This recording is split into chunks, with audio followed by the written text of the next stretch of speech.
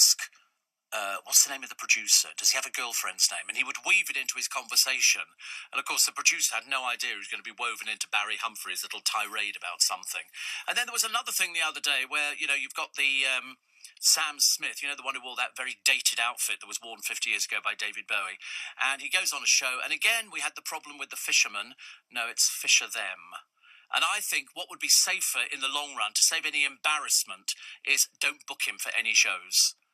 Don't give him any interviews, don't give him anything else at all, because you're bound to fall foul of him. And to be honest with you, I personally couldn't give a rat's tail. I really couldn't. So don't invite him onto any programmes, then you won't look stupid. Because he will, criticise you for saying, no, it's them, it's Fisher them.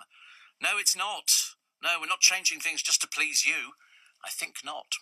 Another one we had, the S Club.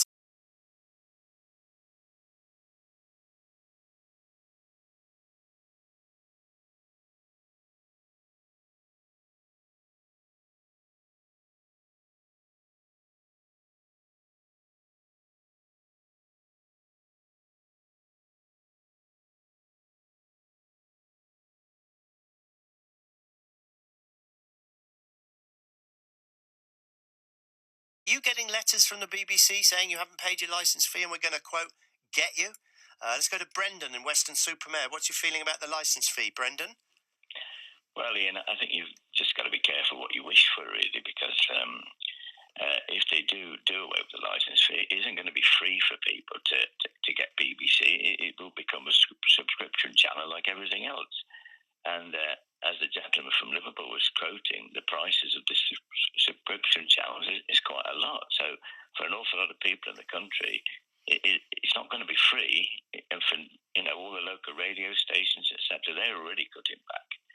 And as for Gary Lineker, I think he's got to be very careful when his contract comes up for renewal, because I don't think the BBC will forget what he's done to them, and a lot of his friends who've supported him. But one of the things I did want to comment on, which you might not like, was poor Steve's very, very popular. Well, he made a few little compliment. Brendan, yeah, listen, as certainly as far as you were saying about the people who've withdrawn their labour from the BBC goes, that was the thing that struck me, is that the BBC were being all harsh on Gary Lineker, but all these people because he was forced to step aside, but all these people who were told, I'm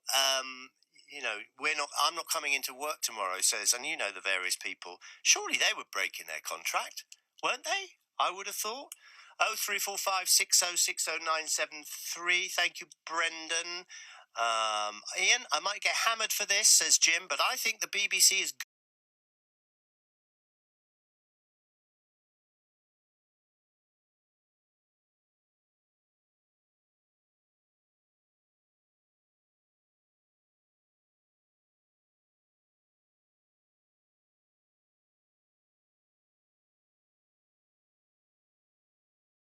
met him. I've met Father Christmas in the North Pole, inside the Arctic Circle, and he has got a big white beard, and he doesn't make any of the presents anymore. He's got elves and people like that who help out.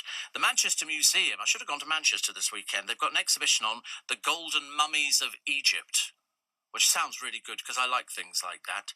And the letter, which was posted before the Battle of the Somme, has finally been delivered. It's only taken them a century, so it was obviously caught up in the system, and they found it, and they went, should we deliver it? Yeah, let's deliver it. So that's what they did. They delivered it, and everybody is happy, which is what we want you to be this morning on the programme. We take all your texts and emails, 84850, steve@lbc.co.uk, and if you're listening via Alexa, all you have to do is say, Alexa, send a comment to LBC, and it will be done automatically. So that's good news. So everything to play for this morning, and we love you listening to the programme. In fact, we're even more delighted nowadays because of the increase in the audience and the amount of downloads. I mean, it's gone through the roof. And Kim says, she's up in Scotland, we've got Storm Otto blowing hard out there this morning, Steve. Finding it a wee bit difficult to hear your dulcet tones at the moment. I'll shout for you, Kim. Don't worry. It's 4:15. Steve Allen on LBC. Text 84850. Morning. It's Steve Allen's I have to think what it was, actually. It's my early breakfast. Maureen says, where can I buy a toy typewriter from?